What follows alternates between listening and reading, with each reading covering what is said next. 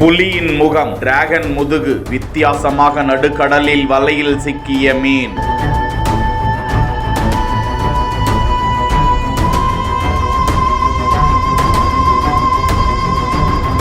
ஆச்சரியத்தில் வீடியோ வெளியிட்ட மீனவர்கள்.